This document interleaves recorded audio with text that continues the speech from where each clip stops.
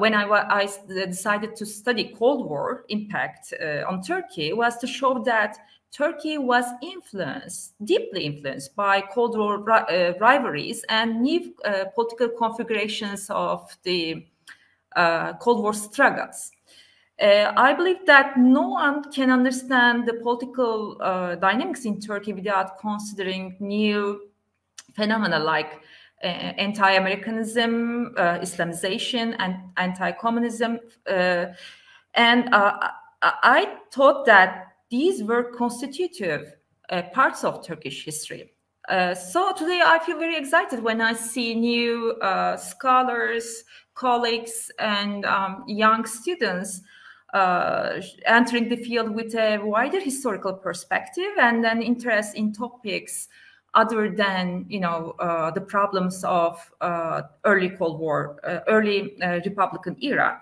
Of course, they are important, but they are not making the whole fact about Turkey. I think we would be wrong in sort of summarizing post-Kemalist literature, or at least what needs to come after this book, only in class terms. I think political economy, political institutions, as well as political culture play an important role in shaping developments, obviously, in Turkey. And I think in order to understand what is going on, we need to make sense of each one of these different sort of approaches. And so, for instance, in my own chapter, as for myself, like me personally, I try to base my analysis by sort of suggesting that Turkey is a country that experienced late development. And so that's why state building and nation formation processes occurred fairly recently. And generally, as a result of rapid and state-led industrialization, that creates a different sort of class dynamics as well as a political economy. So that's why I see class conflict not as a constant, but rather a variable to study. And sometimes class issues are very much politicized, as we've seen in the 1960s and 1970s, but not as salient in other periods. And particularly because of the way that Turkey is a late developing country, I think historically speaking, going all the way back to the 1950s, right-wing populist parties ended up establishing a much more popular base here in this country than their counterparts elsewhere. So I think we need to use political culture, institutions, as well as political economy to make sense of these developments. So that really was the goal. And so this is really an invitation to other scholars, students, our colleagues, to sort of join in and not just challenging the post-Kemalist literature. I think that has already begun to be done, but rather move on to new questions, new topics, new arguments, and hopefully a new paradigm. The post-Kemalist paradigm search is actually a kind of a Trojan horse for kind of bringing back Kemalism back in or something. I think it is important to keep in mind that both Kemalism, Kemalist paradigm, and the post-Kemalist paradigm in time became caricatures of themselves. So they become kind of exaggerated, they become simplified, reduced in their own form. And what I think is the case is that they became kind of mirror images of each other. It's like the episode of Seinfeld, the Bizarro Jerry. So it's like it's the same but a different version, in either an evil version or a more liberal version, and so forth. So, and this is the main problem, that the post-Kemalist paradigm, of course, in its caricaturized version, its exaggerated version, could not really move forward and could not also find a solution out of this dilemma. As I see it, post-Kemalism is not a paradigm. It's a response to a dominant paradigm, which used to dominate the study of Turkish politics and society. I rather see post-Kemalism as an era in which different approaches will actually will appear, and I think as long as they comply by the scientific standards, they're all welcome. So I think there's room for class-based analysis. There is room for neo-nationalists, neo-Kemalists, or various other strands of thought. I would very much welcome them. I would hate to see Turkish studies in the future to be one more time reduced to a one and only hegemonic discourse. What happened to the post-Kemalists, right? What are they doing right now? My overall feeling is that they are being increasingly marginalized and isolated. They are like more or less solitary figures today. Some have tried to make a comeback with what I call the green Kemalism argument. I so much disagree with this, but I do not have time to say more on that. But they see an overarching line that connects Mustafa Kemal to Erdogan, right? They have this very pessimistic worldview that Turkish politics, regardless of time, it's a story of authoritarianism, right? It constantly pushes towards more authoritarian politics. They see no difference between eras, between intellectuals, between ideologies. So this green Kemalism argument, I mean, they almost make Kemalism as the brand name for authoritarianism in Turkey. And I really take issue with that. Well, very recently, I started to notice that there's a tendency among post-Kemalists, former post-Kemalist figures, to change their publication venues, right? They're increasingly shifting to new journals, new publication houses, or new internet outlets, new websites. And I think this is a sign of new alliances to be made in the future, or alliances from the past that are broken now. I've worked mostly on the Young Turk period. There, I think, also a great deal of changes on the way, and this is mostly related to how we read the empire to nation state shift. This has been studied mostly through a very linear and singular trajectory, and now we have way more global, comparative, and connected histories. And I think this is very much challenging some of the, let's say, exclusive arguments of the post-Kemal scholarship and relativizing some of their judgments, and also connecting some of them with the wider literature and opening up a way more interesting fields of research.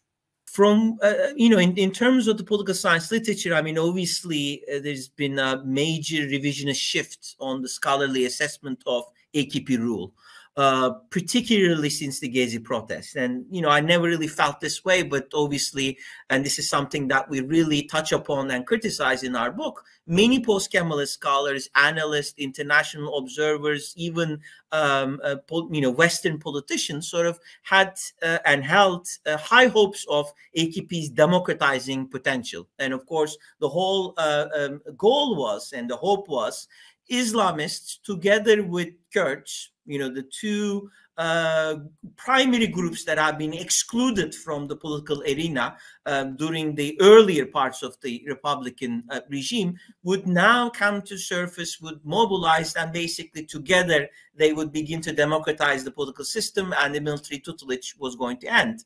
Well, all of those things happened, and yet, right, military tutelage got dismantled, but it was replaced by a partisan army. No checks and balances left. We ended up with a very vicious authoritarian cycle. Public institutions created by the Republican regime to overcome patrimonial rule have been dismantled. And in fact, the Kurds and Islamists, who sort of, were on speaking terms, tried to pursue a solution process or negotiation process. That process also died out, and it led to a massive nationalist backlash that did not really happen, at least under democratic times in the previous period. So obviously that led to a massive disillusionment in politics, but probably even more importantly, it really challenged the existing scholarship on Turkish politics.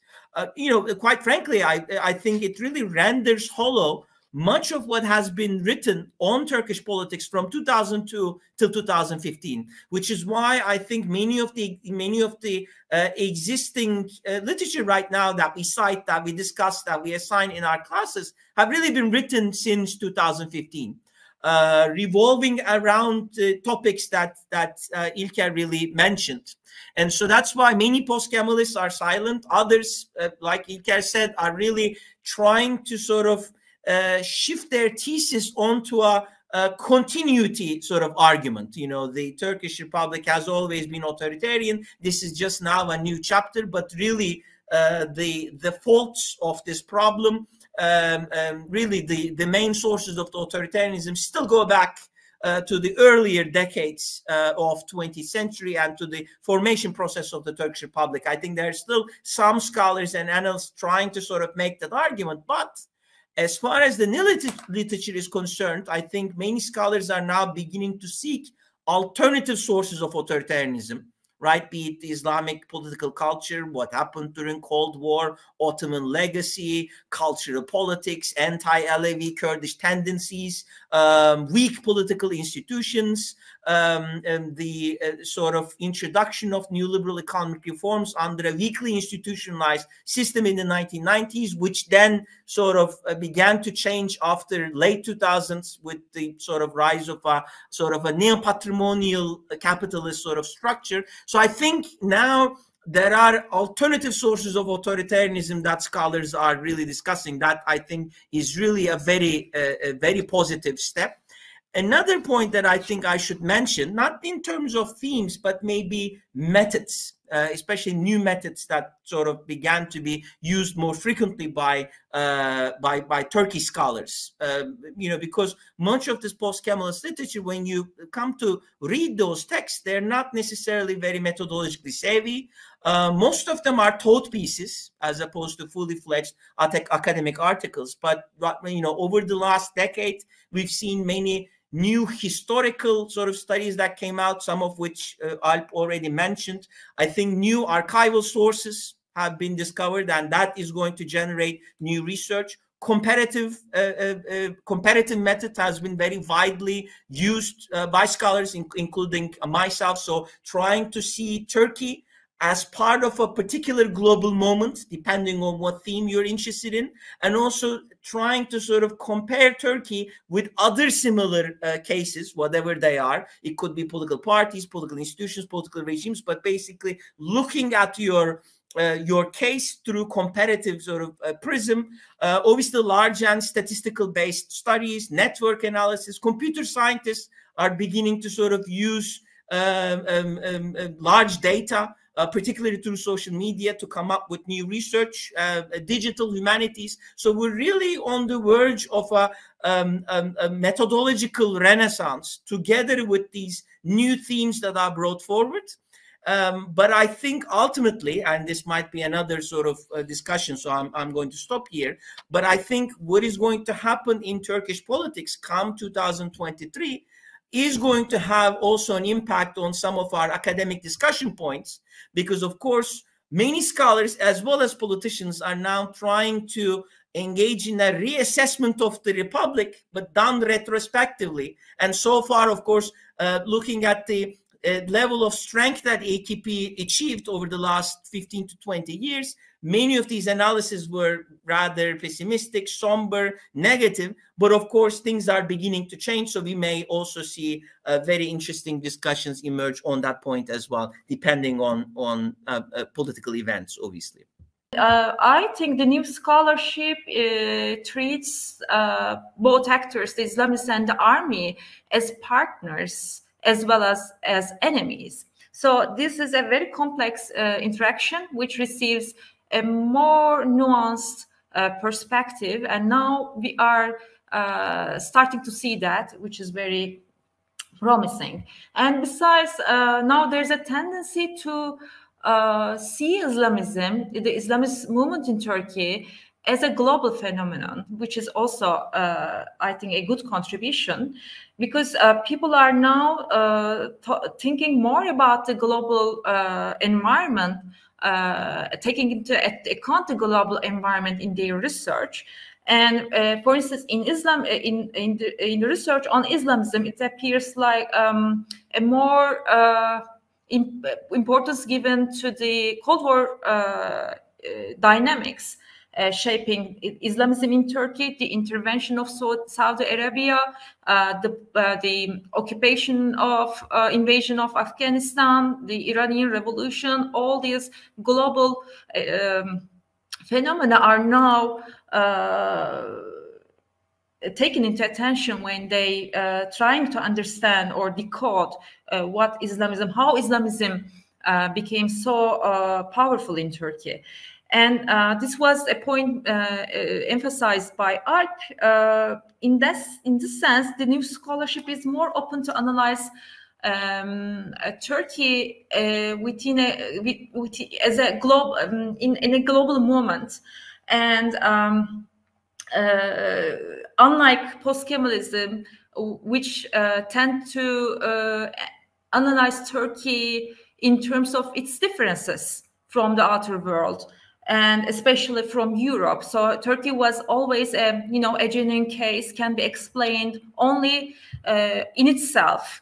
This was the Kemalist interpretation of Turkish history, and it was shared by post-Kemalists as well. So I think having a global perspective is one of the most important methodological novelty we are observing today.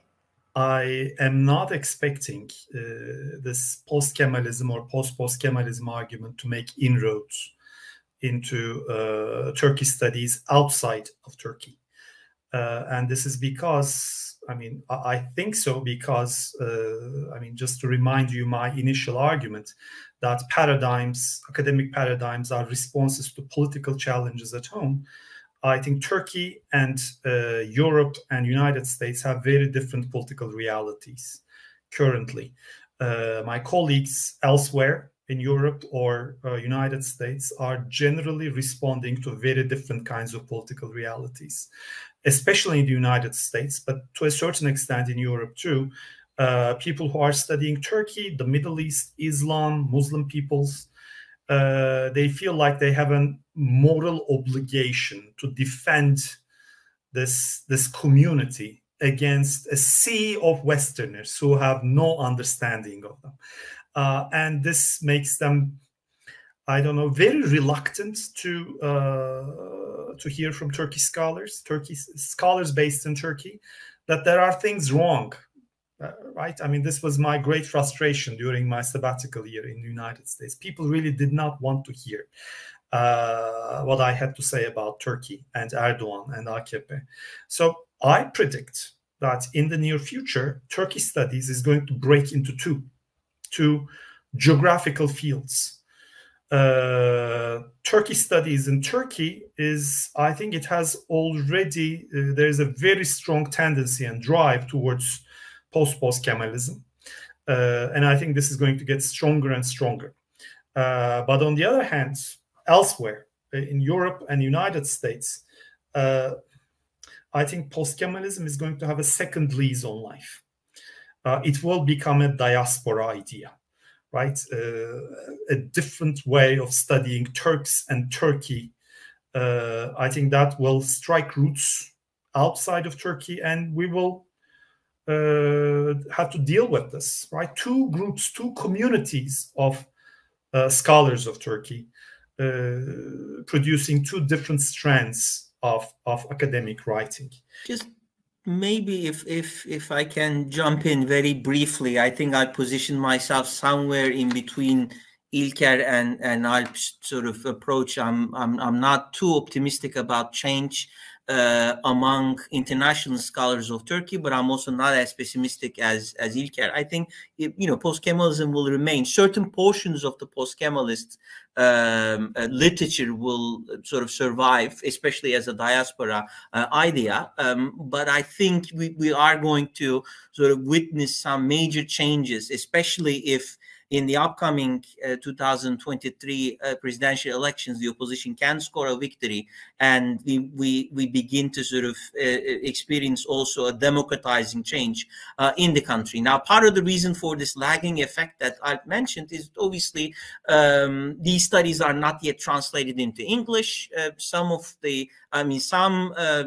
international scholars of Turkey do not follow the Turkish speaking literature. and there might be a lagging effect in that sense as well. Others are, I think, very much vested and interested in some political issues, right? It could be the migration crisis, it could be the Kurdish problem, it could be the Armenian genocide issue, or some other issue that, you know, they're so vested in that debate that unless they see Turkey really change its approach when it comes to that particular issue dramatically, they're not going to change their assessment of Turkey. And so we may actually come across some international observers or scholars of Turkey sort of even after government change, even after some positive democratizing changes that may happen after 2023, still really criticize Turkey and see Turkish history as part of that larger problem, because in the migration question, on the Kurdish issue or some other problem, they may not necessarily see changes that they expect, that they hope to find. I think another point that, you know, I think Ilker raised an important point about how especially scholars in the West, particularly in the US, that work on countries like Turkey or Islamist movements or Islamic politics, really feel that they are sort of talking to a larger audience that knows nothing about, or that knows very little about these issues. So that's why they need to really come up with a sort of positive approach. I think that does happen. But at the same time, I think, you know, speaking of this global moment that Alp mentioned in the previous round, I think many countries, right, ranging from Brazil to Hungary, US to India to Philippines to Poland, are really confronted with right-wing populist parties harboring authoritarian tendencies that came to power via free and fair elections, and upon coming to power, they ended up really dominating the political institutions and sort of pushing for a democratic backsliding, which in some cases led to breakdown, as it happened in Turkey. So I think Turkey is not really alone in this global moment. And in fact, just as Kemalism has come under significant challenges, both in the academic side, but also in politics, many other secular, developmentalist, nationalist regimes of the first half of 20th century have also come under challenge, right? You know, looking at BJP versus Congress Party in India, Likud versus Labour Party in Israel, many other cases. And I think as we begin to experience political change in these countries, and maybe a decline in right-wing populism, there will be another moment for reassessment. That doesn't mean that we're going to return to the old, and so they may actually have their own post-Kemalist moments in their respective countries, and so we will probably have a mixed debate. Not a completely very positive, optimistic change, but also not a very pessimistic one, somewhere in between. I feel that I agree with everyone, each one, when they speak. I don't know. It depends on the studies on, especially on Armenian genocide, issues like Armenian genocide, Kurdish issue, the scholars working on those topics are of critical importance, you know, in the Turkish studies in Europe and the US. So their perspective is very critical to decide whether the debate on post-Kemalism would have a, you know, a path-changing impact in these countries. So I think we should, I know I agree with Berk on some points, but I think we should wait and see, and we have to maybe start more English language discussions to come together with the people abroad, because now it's time, you know, it's a chaotic time, a time of change, and we are waiting for a new general election. So the conditions in political life in Turkey are of critical importance for the scholarship on Turkey. That's why I'm hesitant to say anything, you know, positive or negative, but we'll see. So I think, well, first of all, obviously the outcome of the elections are important in having this discussion, but also how the opposition wins and with whom. right? So those two questions will also play an important role, right? The opposition, because right now we have an opposition alliance. At least 6 opposition parties are trying to establish an electoral alliance, but they have not yet succeeded, and they have not really put forward a candidate. Ironically, looking at, for instance, the CHP leadership, particularly Kemal Kılıçdaroğlu, he comes across to me as a politician with some post-Kemalist sympathies, trying to sort of return back to the 1990s debates on headscarves, on many other conservative issues. Many of these problems have already been overcome, not just on political grounds, but at a society level. And yet, in order to recruit conservative support, in order to recruit support from conservative voters, we actually, interestingly and ironically, see the CHP leadership go in that direction, cooperating actually with some post-Kemalist figures, some of whom working as advisors for the CHP leader, and others sort of writing for pro-CHP venues. That's really an interesting sort of turn of events. But of course, if another candidate is nominated, one who's sort of more popular and younger, we may really experience a completely different opposition coalition, win that election, and of course with completely different sort of outcomes. I mean, obviously, if the opposition can really defeat Erdogan at the polls, this is really going to herald the onset of a post-Kemalist era, what İlker mentioned 2 rounds ago. And I think at the societal level, what I personally see, the incoming sort of, the young generation is more urban, more educated, and more secular on average. And I think many of the cultural battles that have really fractured Turkish society in the 1990s and 2000s have been resolved, really not by politicians, but on practical grounds. And so I think the secularism problem is about to be resolved or overcome, especially under an opposition victory. Now, still members of the old generation may cling on to cultural politics, old debates, vendettas, their previous political loyalties. But even there, I think things are changing. So it'll be very, very difficult to put together a post-Kemalist coalition under an opposition victory. But this is not going to result in a return of Kemalists back to power, because if CHP had already changed its course, it's going to be really, really difficult to sort of bring forth old Kemalist ideas. What I hope is that we're going to end up with new and a much younger leadership, not just in CHP, but also in other opposition parties. And for this new generation of politicians to really cater to the bread and butter issues, economic concerns of the voters. We are experiencing a major economic crisis with severe consequences, especially for lower income voters. And these voters are mostly located in the urban areas, so they really feel the brunt of the high inflation and the increasing unemployment. And so I hope that this new generation that follows Erdogan will be able to reintegrate Turkey into international institutions, push for democratization, and basically address these economic issues. Once they are done, I think we will begin to have a more positive assessment of the Turkish Republic without really trying to push for restoration of the Kemalist paradigm or Kemalist ideas. In terms of important takeaway points from the Kemalist era: secularism, impersonal, bipartisan political institutions to overcome patrimonial politics, a peaceful foreign. Yes, please. I believe that we will continue to see the reassessment of Laicism in Turkish studies, independent from the results of the elections. Because Laicism, the secular policies of the Republic, although we criticize them a lot from different point of views, are of critical importance for the life of many sectors of society today, including the working class. The women, the LGBT community, or I don't know, with the women with wearing headscarves. So it's like I feel, maybe because I'm a because I'm a woman, I feel that threat a lot.